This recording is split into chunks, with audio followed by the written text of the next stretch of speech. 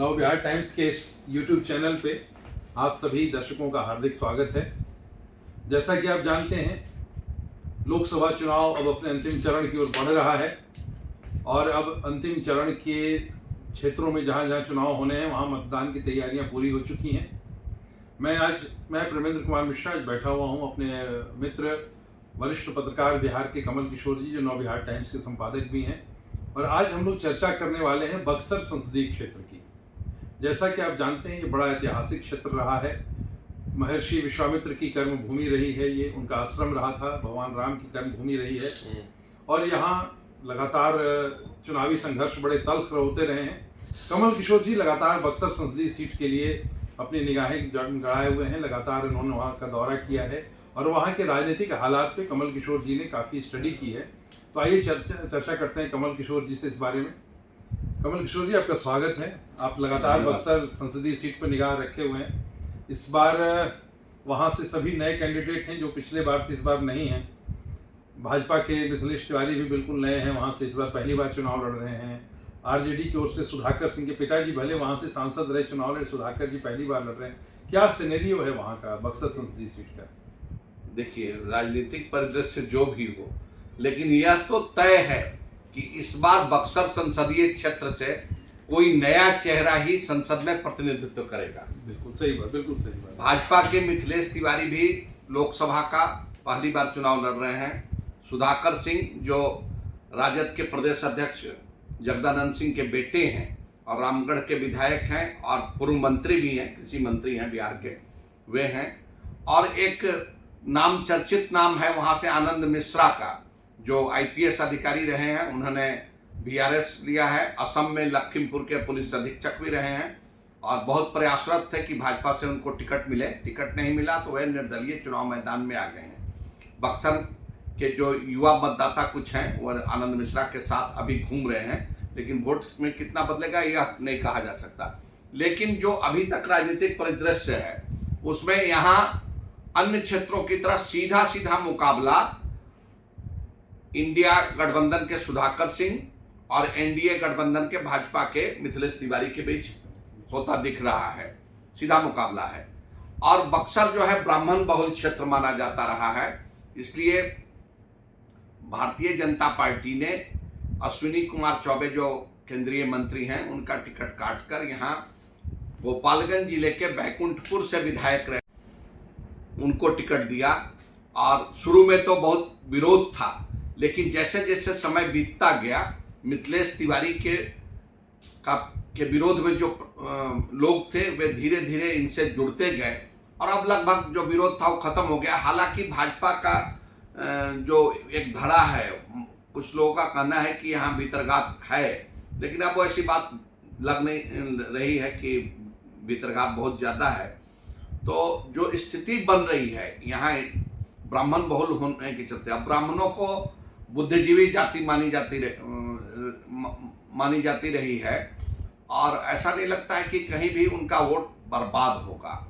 और राजपूत जाति से आपको वहाँ उम्मीदवार दिया है राष्ट्रीय जनता दल ने। तो जो बक्सर का राजनीतिक परिदृश्य है अभी और यहाँ का जो पुराना राजनीतिक इतिहास है, तो ब्राह्मणों और राजपूतों के बीच यहाँ राजनीतिक संघर्ष चलता रहा है। बिल्कुल चलता रहा है। तो लेकिन चूंकि राजपूत जो मतदाता हैं वह एनडीए के माने जाते रहे हैं, लेकिन उनके जाति के उम्मीदवार हैं, इसलिए कुछ मत प्रभावित हो सकता है। लेकिन यही समीकरण तो सुधाकर जी के पिताजी के समय में भी रहा था। वो भी 2009 का भी चुनाव लड़ चुके थे, 14 का भी लड़े, 19 का भी लड़े जगता बाबू। ये समीकरण तो उनके पिताजी के समय में भी रहा होगा, जाति का समीकरण लगभग। हाँ बिल्कुल, यह है। इसलिए ही माना जा रहा है कि बीजेपी वहां से मजबूत स्थिति में है। हाँ, आपको लालमुनि चौबे वहां से लगातार रहे, के तिवारी रहे, ब्राह्मण कई बार ब्राह्मण वहां से जीतते रहे और ब्राह्मणों का गढ़ माना जाता रहा है बक्सर का। इसलिए भाजपा ने फिर अपना ब्राह्मण कार्ड वहां खेला है, मिथिलेश तिवारी को उम्मीदवार बनाया दूसरे जगह से। अगर वहां के कोई नजदीकी नहीं उम्मीदवार रहे तो दूसरे जगह से गंगा पार से ला करके उम्मीदवार को यहाँ खड़ा किया है और उनका पूरा प्रयास है। प्रधानमंत्री की नरेंद्र मोदी की आज सभा भी हुई है और इसका भी प्रभाव देखने को मिलेगा। वहाँ से एक रोचक उम्मीदवार और है, ददन पहलवान चुनाव लड़ रहे हैं, क्या आपको लगता है कि उनकी क्या भूमिका रहेगी ददन पहलवान के इस चुनाव में?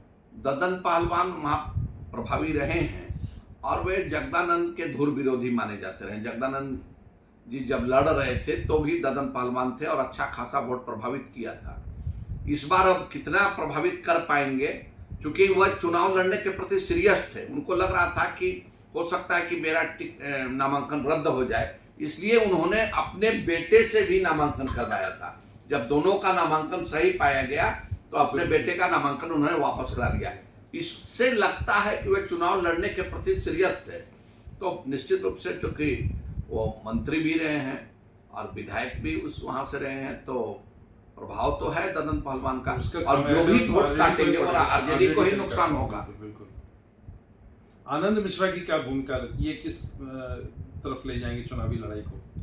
देखिए, आनंद मिश्रा के साथ युवाओं की टोली शुरू से रही है और अभी युवा है, वो भी बहुत ज़्यादा सर्विस उनकी नहीं हुई थी। हमको लगता है कि 2011 बैच के IPS रहे हैं, तो युवाओं का समर्थन है, लेकिन वोट में कितना बदलेगा यह नहीं कहा जा सकता है। और यही हर जगह देखने को मिलता है, भले ही युवा वर्ग साथ हो, लेकिन अंततः जो लड़ाई होती है वह गठबंधनों के आधार पर होती है, दल के आधार पर। निर्दलीय उम्मीदवारों को उतना महत्व नहीं मिलता, संगठन की कमी का थोड़ा असर। और बसपा के वहां उम्मीदवार हैं अनिल चौधरी।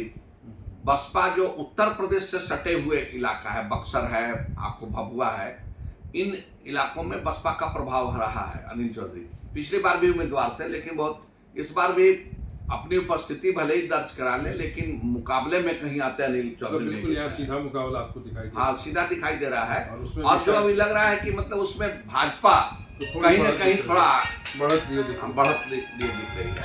अभी चूंकि 5-6 दिन और बाकी है मतदान होने में, 1 जून को यहाँ मतदान होना है, तो क्या बदलता है, लेकिन ऐसा नहीं लगता है। और जो हमें जानकारी मिली है कि भाजपा के कई बड़े दिग्गज नेता यहाँ आ रहे हैं सभा को संबोधित करने। हाँ, तो इसके लेकर के और भाजपा की स्थिति सुधर सकती है और अच्छी हो सकती है। तो ये थे कमल किशोर जी, जो बक्सर संसदीय क्षेत्र पर समीक्षा दे रहे थे। इनका खुद का अनुभव है, लगातार फील्ड में काम कर रहे हैं। अगले एपिसोड में हम लोग किसी और क्षेत्र की चर्चा लेकर के आपके साथ आएंगे। बहुत बहुत धन्यवाद।